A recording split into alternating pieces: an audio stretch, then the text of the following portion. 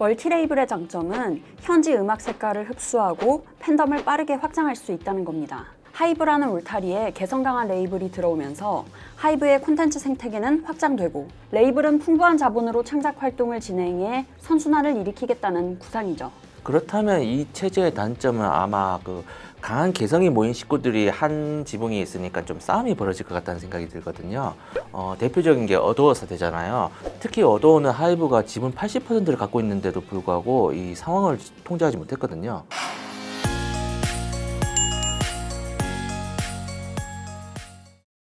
안녕하세요, 원충입니다.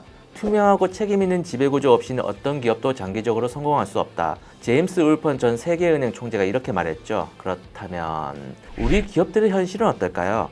더베이스뷰 오늘은 BTS의 소속사이자 K-팝 산업에서 멀티레이블 체제를 가장 고도화한 엔터테인먼트 기업 하이브를 살펴보려 합니다.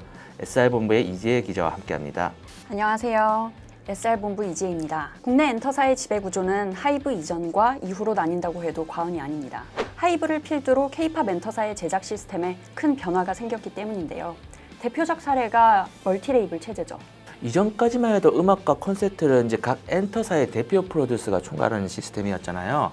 그러다 보니까 아티스트의 데뷔하고 컴백 속도가 되게 느렸고요. 심지어 YG 엔터 같은 경우는 양현석의 보석 상자 이런 표현도 있었잖아요. 문제는 이제 이런 아티스트를 발굴하고 이제 음악을 기획하고 디렉팅, 프로젝트 관리하는 이 A&R 기능, 이 엔터테인먼트의 핵심인데요. 이게 본사에서만 있기 때문에 이런 문제가 벌어졌거든요. 맞습니다. 유명 프로듀서가 아티스트의 앞머리 하나까지 챙겼다는 설은 유명하죠. 그렇지만 하이브의 방시혁 의장은 1인 프로듀서 중심 체제로는 성장에 한계가 있다고 판단했습니다. 창작자가 단기적 성과에 매몰되지 않고 창작에 집중하려면 멀티레이블 체제가 필수라고 본 거죠. 멀티레이블을 지배구조 차원에서 얘기하자면 이제 본사 즉 하이브죠. 얘가 컨트롤 타워 역할을 하고 그 산하의 엔터 자회사들 이제 일명 레이블이라고 불리는 얘네들이 각자의 A&R 기능을 통해서 이제 아티스트 육성, 음반 기획, 디렉팅을 하는 구조거든요.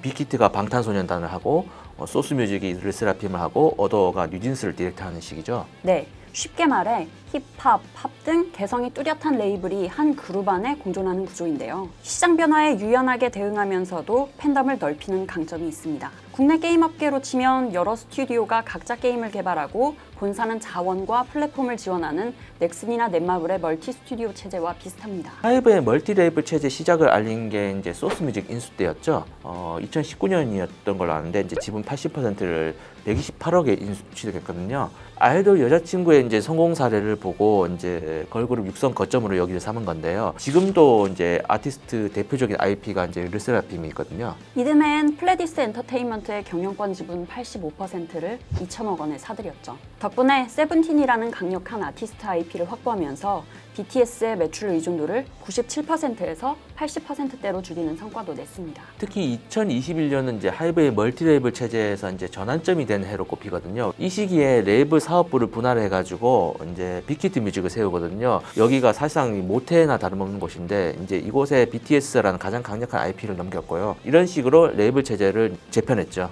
맞습니다.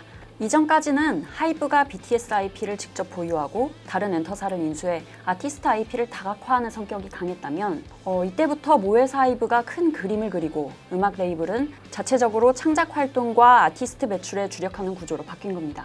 이후에도 확장은 계속됐습니다. 소스뮤직에서 이제 어도어가 분할됐고 2020년에는 KOG 엔터테인먼트 그리고 2023년에는 이제 빌리플랩까지 이제 편입이 됐거든요. 이렇게 해서 2025년 상반기 기준으로 하이브가 거느린 국내 레이블이 6개 정도 됩니다. 멀티레이블의 장점은 현지 음악 색깔을 흡수하고 팬덤을 빠르게 확장할 수 있다는 겁니다. 하이브라는 울타리에 개성 강한 레이블이 들어오면서 하이브의 콘텐츠 생태계는 확장되고 레이블은 풍부한 자본으로 창작 활동을 진행해 선순환을 일으키겠다는 구상이죠. 그렇다면 이 체제의 단점은 아무래도 이제 개성 강한 식구들이 한 지붕에 몰려 있으니까 이제 싸움이 벌어질 것 같다는 거거든요. 대표적인 게 어도어 사태잖아요. 특히 어도어는 하이브가 지분 80%를 갖고 있는 압도적인 주주인데도 불구하고 이 상황 통제를 못했거든요. 네. 당시 하이브가 지분의 과반 이상을 들고 있었지만 이사회를 제대로 장악하지 않은 탓에 파장이 커졌죠. 아무래도 창작 업무니까 레이블의 자율성을 존중할 필요는 있지만 제대로 통제하지 못하면 이런 사태가 또 벌어질 수 있다는 겁니다. 또 레이블 사이에서도 이제 잘 나가고 못 나가고 혹은 이제 신규 레이블이나 아니면 좀 어느 정도 고참 레이블 이런 게 있잖아요. 아무래도 이제 뒤처진 레이블은 잘 나간 레이블을 벤치마킹하는 경우가 많을 것 같은데 이러면 서로 엇비슷해지는 경우가 있거든요. 뉴진스하고 아일리시 그 대표적인 케이스 같은데요. 이런 점도 컨트롤 타워가 제 역할을 못하면 벌어질 수 있는 문제예요. 그래서 하이브 측은 창작과 경영을 분리한다는 원칙 아래 아티스트 발굴과 음악 제작만 레이블에 맡기고 경영은 하이브 인사가 관여하고 있습니다. 또 공연이나 음원 유통, 팬덤 플랫폼 같은 수익 사업은 하이브가 직접 챙깁니다. 창작의 자유는 보장하되 돈 되는 사업은 하이브가 쥐면서 통제권을 잡은 겁니다. 하이브의 멀티 레이블 전략 이게 국내에만 국한된 건 아닌 것 같습니다. 이제 반기 보고서에 공시된 레이블을 보면 해외 비중이 훨씬 더 많거든요. 일본이 2곳이고 중국이 1곳이고 미국이 5곳, 멕시코 1곳 이런 총 9곳이 되거든요. 국내 사업과 마찬가지로 하이브는 적극적인 인수합병 전략을 펼쳤습니다. 저스틴 비버와 아리아나 그란데 등이 소속된 이타카 홀딩스를 인수하는 데에만 1조 원에 가까운 돈을 썼죠. 이후에도 QC 미디어 홀딩스 인수에 2,700억 원, 엑자일 뮤직과 엑자일 팟캐스트 인수에도 300억 원 등을 투입했습니다. 이들을 뒷받침할 수 있는 현지 법인도 적극 세웠죠.